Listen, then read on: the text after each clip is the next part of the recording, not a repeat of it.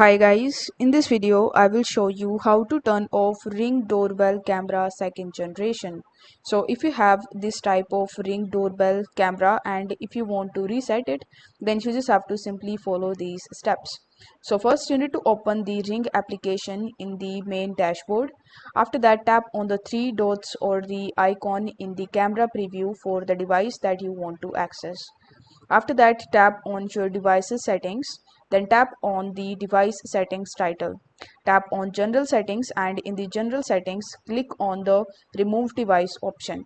After that, you need to tap on the keep events, which includes the video recordings, and then tap on the deactivate device. So what these steps will do is they are going to deactivate your Ring doorbell camera second generation, or basically it will be turned off completely. If you want to activate it, then you just have to simply follow the same steps, and instead of deactivate device, you will be able to see the activate device option, which you just have to select, and you are done. I hope this video was helpful, and if it was, then don't forget to like the video and subscribe to the channel. Thank you so much for watching.